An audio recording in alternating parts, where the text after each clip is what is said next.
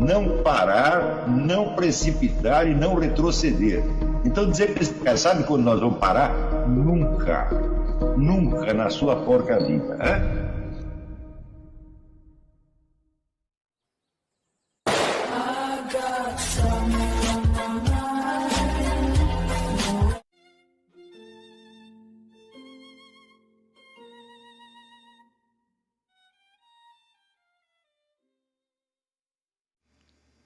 E aí pessoal, tranquilo? Então vem aqui antes do vídeo começar, pedir para vocês se inscreverem, quem não for inscrito, compartilhar, curtir, comentar. Quem puder seja membro do canal, que isso ajuda bastante. Tem também o link do Apoia-se. Quem puder ajudar nosso canal e apoiar financeiramente vai ser muito bem-vindo. Mas o mais importante é transmitir o conteúdo e os conhecimentos do professor Olavo de Carvalho para mais e mais brasileiros. Então compartilhe e ajude aí nossa causa. Muito obrigado a todos os membros, apoiadores do canal. Fico muito feliz. Tenho certeza que a gente está no caminho certo. Então fiquem com o vídeo e até mais. Valeu! Então, que o objetivo do Guénon e Chouon fosse islamizar o Ocidente, eu creio que não é uma tese discutível.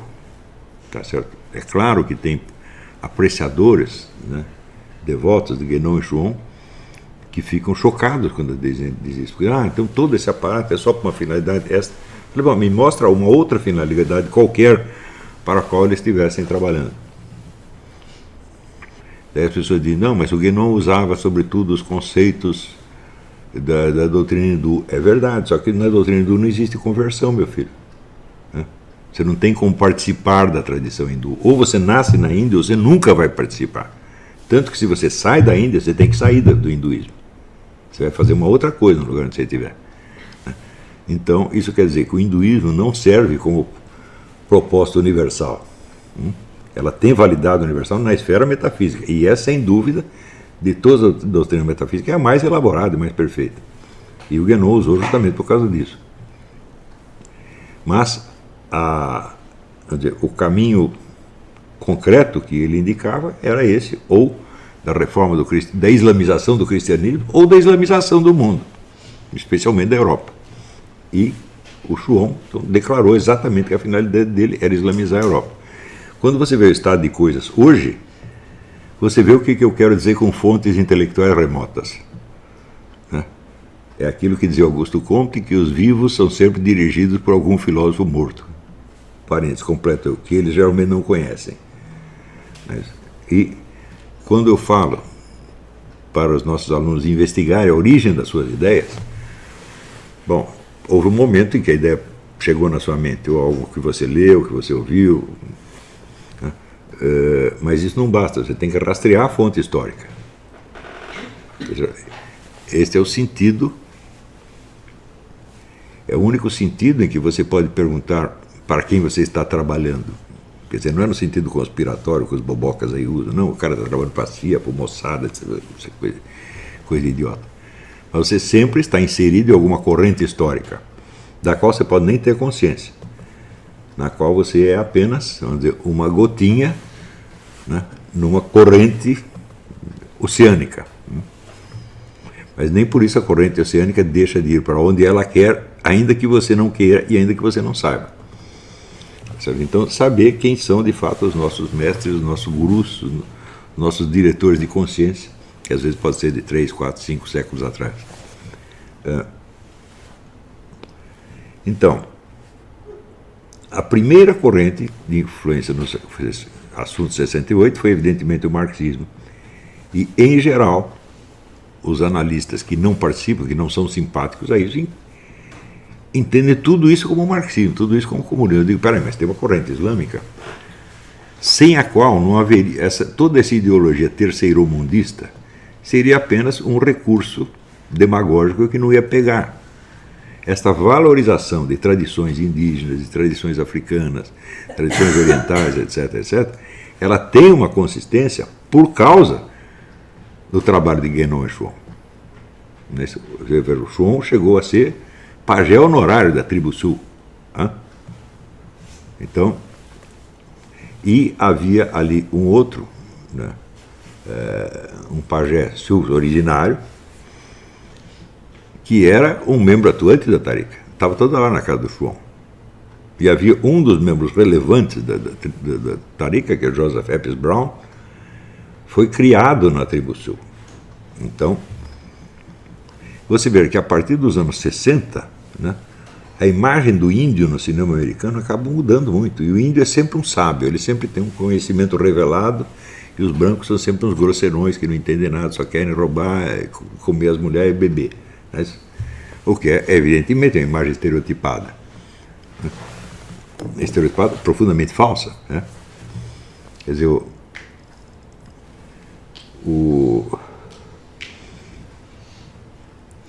e a influência, vamos dizer, o enobrecimento dessa imagem do índio, ela reflete a longo prazo o trabalho do René Guénon. Se você lê Oriente e Ocidente, você vai ver que a valorização do Ocidente, que para a maior parte dos estudiosos era uma coisa óbvia, que não precisava nem de prova, né, de repente inverte. E o Oriente passa a ser a origem de tudo que é nobre, alto, espiritual, etc, etc. Ora, lê o começo do livro do Max Weber, A Ética Protestante e o Espírito do Capitalismo, cuja tese central está errada, né? A tese dele sobre o protestantismo está errada, mas ele começa com uma verificação que parece óbvia para todo mundo. Ele diz, somente o Ocidente criou valores universais. E quando ele disse isso, ninguém ficou assustado. Se ele escrevesse isso hoje, não apenas suscitaria escândalo, mas ele poderia ser processado por racismo, por ter dito isso. Veja quanta coisa mudou em menos de 100 anos. Né? E, quer dizer, a tese fundamental do Guénon, quer dizer, que o Oriente é a verdadeira fonte de toda a luz e o Ocidente é apenas um desvio, uma deformidade que tem que ser eliminada, né? Ela se tornou totalmente vitoriosa. Então, quantas pessoas são guénonianas sem saber? Se você perguntar de onde saiu esta ideia, que na minha cabeça me parece óbvia, vai rastreando. É que eu fui o primeiro que disse. E como é que isso começou a se disseminar?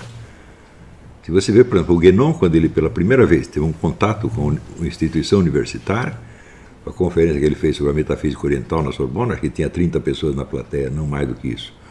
Hoje em dia, todos os departamentos de ciências religiosas, de praticamente todas as universidades europeias, são 100% ocupadas por discípulos diretos ou indiretos do René Guénon. Então, aí se você vê a força do poder intelectual, um negócio abismante. Ele só tem a característica de que ele é um poder que se exerce a longo prazo e que não pode ser controlado pessoalmente pelo seu detentor. Ele só pode lançar uma inspiração e isso aí se dissemina. Quer dizer que aquele que é intelectualmente mais ativo, mais criador, ele tem um poder sobre os outros. Os outros vão fazer o que ele está dizendo. Se ele estiver errado, bom, os outros vai todo mundo errar junto com ele. Então, evidentemente, é um poder muito diferente dos dois outros poderes existentes, que é o poder do dinheiro e o poder das armas. Né? Quer dizer, o mais imediato e o mais facilmente reconhecível é a violência física. Se o sujeito te pega, te põe na cadeia, te enche de porrada, você está entendendo que ele está exercendo poder sobre você. O poder do dinheiro já é mais sutil. Né? Porque o dinheiro não pode te impor um malefício, só pode te sonegar um benefício. Então, para você perceber o que perdeu, pode levar mais algum tempo. Então, por uma crise econômica, bom, afeta todas as pessoas, mas não afeta todas na mesma hora. E, sobretudo, os mais pobres são os últimos a perceber. Os mais prejudicados são os últimos a perceber. Né? O sujeito que tem, por exemplo, ações na Bolsa de Valores, e todas as suas ações despencar, bom, ele pode pular do 20º andar do prédio na mesma hora, porque ele sabe que ele se ferrou. Tá certo? Eu digo, mas e os empregados das firminhas que ele indiretamente subsidia vão demorar 20 anos para perceber o que aconteceu. E o poder intelectual ele é de mais longo prazo ainda. Né? Então, isso vai pelos métodos círculos concêntricos. Quer dizer, primeiro o sujeito fala para um grupo de pessoas altissimamente qualificadas. Por exemplo, a turma não tem ideia do nível intelectual dos discípulos imediatos do João. Eu tenho, porque eu vi. Tá certo? Se você pegasse qualquer ministério de qualquer país do mundo, era um bando de crianças comparado com esse. É um camarada que tem elevadíssima consciência dos movimentos históricos, para onde as coisas vão, e controlam isso na medida do possível. Agora é um controle sutil e de longo prazo, né? É curioso que nos anos 70, 80, quando os países árabes subiram o preço do petróleo, e isso teve consequências devastadoras no mundo inteiro, sobretudo no Brasil, foi o fim do chamado milagre brasileiro, estava todo mundo ganhando dinheiro, de repente os caras subiram o preço do petróleo, e o Geisel teve que chegar, acabou a festa, né? Agora tem que apertar os cintos. Isso tudo foi atribuído a um ministro da Arábia Saudita, que se diziam que, na época circulava, saiu em toda a imprensa, que ele era guiado por considerações astrológicas. De certo isso era verdade, mas de certo não era só astrológicas. É claro que o homem era um membro da Tariqa, de alguma Tariqa, e que tinha conhecimentos sobre o que o Guénon chama vamos dizer, o processo de difusão das ideias. Ele sabia o que estava fazendo. E, claro, o Guénon também sabia. Ele diz literalmente o seguinte: o processo de difusão das ideias obedece a leis rigorosas e, portanto, pode ser controlado. Ele próprio é um exemplo disso. Quando você vai ver da Conferência Metafísica Oriental na Sorbonne até a ocupação das ruas de Paris e Londres pelos islâmicos, você entende o que é o poder de controle sobre o curso da história. Só que o curso da história, eu mesmo defini que só existe uma ação histórica quando a ação, no curso da sua realização e no desencadear dos seus efeitos, transcende a duração de uma vida humana. Portanto, ele sempre se exerce para além da vida do seu detentor inicial. Não precisa dizer que a maior parte dos historiadores não tem ideia disso. Eles começam a pegar, por exemplo, no livro do James Billington, ele fala de correntes de significado que atravessam gerações e vão gerando consequências. Bom, isso já é uma pista. Você, estudando as correntes de significado, você pode remontar até uma origem, mas, em geral, os historiadores tendem a pensar que isso foi, vamos dizer, uma espécie de um acúmulo de coincidências, de afinidades naturais, né? E não investiga se o primeiro sujeito que lançou a ideia ele tinha um controle do conjunto ou não. No caso do Guénon, é óbvio que tinha. Assim como, no caso de Karl Marx, ele tinha, vamos dizer, um controle parcial. Quer dizer, alguns mecanismos reais da história ele entendeu e botou em movimento, né? Eu mesmo explico na primeira parte desse livro por que a coisa, em vez de dar o resultado que ele anunciou, deu outro resultado, que no fundo ele sabia, mas que não faz parte da imagem pública do marxismo, né? E, finalmente, você tem, vamos dizer, uma terceira série de fontes que está ligada, vamos dizer, ao materialismo científico não marxista. Então, a corrente de filosofia analítica, Bertrand Russell, Wittgenstein e similares, tá certo? Esta corrente geralmente aparece como uma alternativa burguesa ao marxismo. Você vê, no caso brasileiro, foi notável o que aconteceu com o professor José Arthur Gianotti, que, ao se desligar do marxismo, ele procurou o quê? Uma alternativa materialista ao marxismo, e a encontrou na filosofia analítica.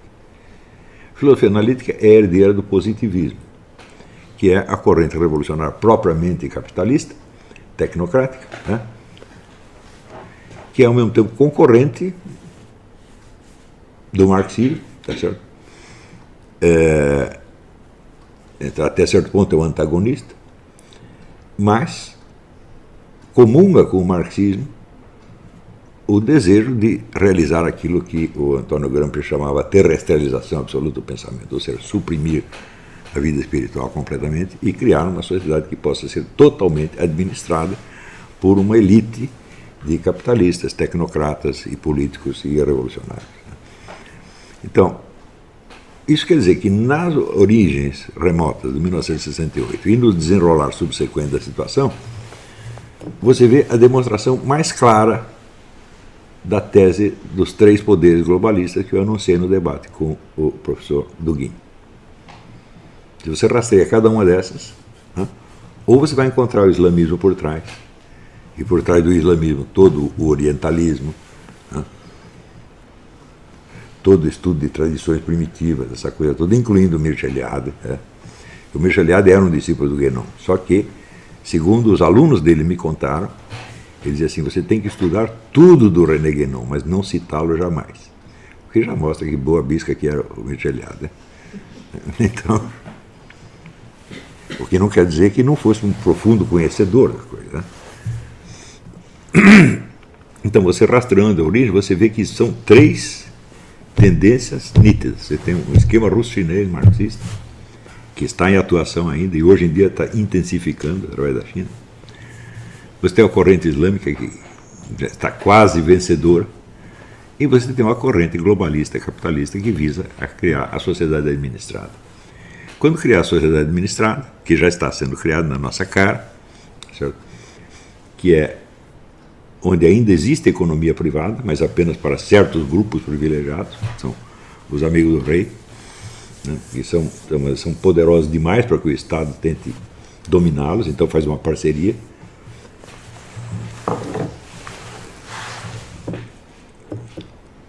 A sociedade administrada, ela só pode ser realizada por um meio.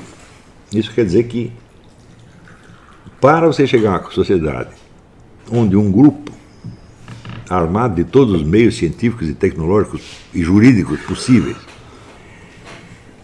exerça o controle total, penetrando até os mais íntimos setores da vida privada e até no subconsciente das pessoas, é absolutamente necessário que essas pessoas, seja a sociedade como um todo, esteja isolado de qualquer fonte espiritual superior. Quer dizer, a elite é a fonte, é a única fonte. Então, quando o Gramsci fala de terrestrialização completa do pensamento, eu digo, mas nós não precisamos do Partido Comunista para fazer isso, nós sabemos fazer também, quer dizer, pelo lado positivista, analítico, então nós podemos fazer a mesma coisa. E, aliás, podemos fazer muito melhor, por quê? Porque o marxismo, se ele é o rei da propaganda e da conquista das consciências, ele é péssimo na administração da economia e, portanto, da ciência e da tecnologia também. A ciência e a tecnologia estão inteiramente na mão desta elite ocidental, que não é marxista, certamente, mas é materialista. Né? Então, é aí que eles levam vantagem. E o progresso da tecnologia é uma coisa que vem em progressão geométrica. É uma coisa que não para mais. Quando, coisa que apenas 10 anos atrás pareceriam totalmente utópicas, de repente podem ser realizadas. Você criar clones, você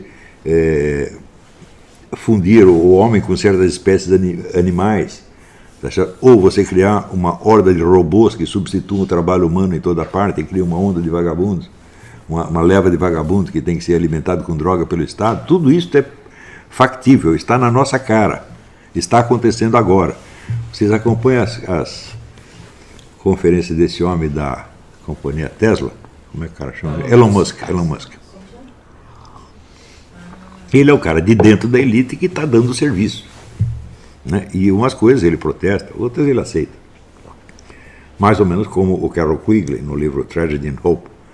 É um homem da elite que, de repente, decide levar ao público aquilo que está sendo discutido por uma elite, não digo secreta, mas discreta. Porque o segredo total é absolutamente impossível. Até mesmo dentro das sociedades secretas, dizem, por exemplo, que a maçonaria é uma sociedade secreta. Eu já li mais livros sobre a maçonaria que me dá mais conhecimento de maçonaria de qualquer maçom que eu conheça. Tá certo? Então, é secreto, mas está tudo publicado. Né?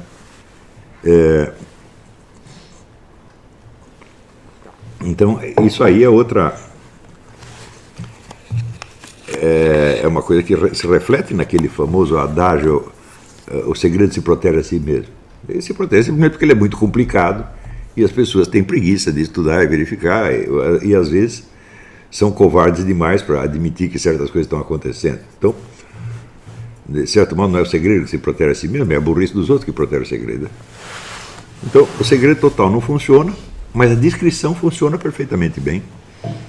Né? Existe até aquele famoso discurso do David Rockefeller agradecendo aos representantes da imprensa pela descrição com que estavam tratando esse assunto Ele disse, se você não tivesse ficado quieto, nós não teríamos conseguido fazer isso, mais isso, mais isso, mais isso. Ou seja, é uma confissão pública, né, de que há um segredo. E mesmo assim o segredo continua inacessível à maior parte das pessoas. Então nós temos claramente essas três fontes e elas estão em disputa. Uma coisa importante para os próximos anos é o seguinte: a China continua com o seu governo comunista, continua sendo tão marxista quanto sempre, mas ela aprendeu o uso, vamos dizer, da administração econômica ocidental e da ciência e tecnologia ocidentais. Assimilou isso maravilhosamente em curto prazo de tempo, com a ajuda do dinheiro americano. Nos anos 90, havia muita discussão, no governo Clinton, de se devia investir na China ou não, porque tinha o problema dos direitos humanos, o que é uma maneira muito parcial de discutir o problema. Nós vamos investir lá, mas eles não respeitam os direitos humanos. Mas não é só isso. Nós vamos investir lá, mas eles estão a fim de tomar tudo que nós temos. Né? Esse é o problema, não é os direitos humanos. Os direitos humanos são um sintoma. Né? E no fim, vamos dizer, sempre que você pensa, eu devo fazer tal coisa que vai me trazer uma vantagem, né, ou não devo fazer porque é lei moral, a primeira hipótese sempre vai ganhar. Né? Todos nós somos assim e os bilionários não têm por que ser de outra maneira. Então acabaram investindo e criaram esse monstro que é a China. E hoje a China tenta dominar o próprio esquema globalista ocidental. Nós não sabemos o que vai dar disso aí, mas com certeza este é o fator predominante que vai influenciar as nossas vidas pelas décadas. O fracasso da China nesse empreendimento dá um resultado e o sucesso vai dar outro. Eu não sei o que vai dar. Mas o problema dos três grupos globalistas, três esquemas globalistas, continua na ordem do dia, é ele que decide tudo. O Malachi Martin, no livro As Chaves desse Sangue, The Keys of This Blood, ele coloca a Igreja Católica como uma das forças globais. Ela não é. Ela não tem nenhuma iniciativa própria. Tudo o que acontece dentro da igreja é determinado ou pela elite globalista ou pelo movimento comunista, tá certo? E contra isso existem apenas grupos tradicionalistas absolutamente impotentes, ressentidos e que acabam ficando paranoicos. Então, tanto isolamento que a gente começa a ficar maluco. Por exemplo, esse negócio de você enxergar o comunismo em toda parte, isso é um absurdo, quando você está vendo três forças heterogêneas, né, agindo ali, as três contra o cristianismo, contra toda forma de cristianismo. O protestantismo um pouco menos, porque há uma certa boa convivência, pelo menos nos Estados Unidos, entre protestantismo e maçonaria. Então, a coisa não se volta tão diretamente contra o protestantismo, mas também, em última análise, ele também vai para o brejo.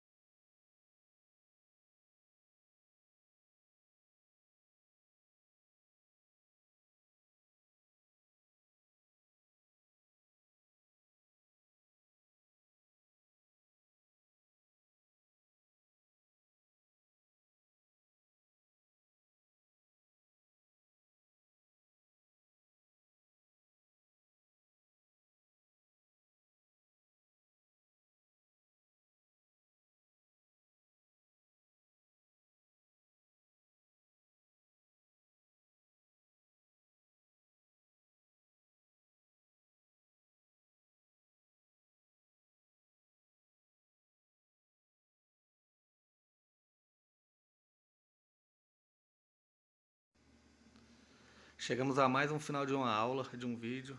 Espero que tenham gostado. Quem não se inscreveu ainda, se inscreva, compartilhe, comente. Ajude o nosso canal, apoie, seja membro. E ajude o nosso canal a chegar a cada dia a mais brasileiros que precisam muito do conhecimento do professor Olavo de Carvalho. Então é isso aí, fique com Deus, até o próximo. Valeu. Então é isso aí, pessoal. Que é o nosso canal. Que são alguns livros que eu já li. A maioria foi doação, mas alguns eu adquiri, professor Olavo de Carvalho. Alguns livros se perderam aí que eu emprestei, professor Alexandre Costa. a Bíblia Sagrada. 10 lições sobre Karl Marx. Indico a não ler esse livro, que é muito ruim mesmo. São os pensadores aqui que realmente, como o professor Olavo de Carvalho disse, não são pensadores. Valeu, tamo junto aí. Apoie nosso canal, seja membro.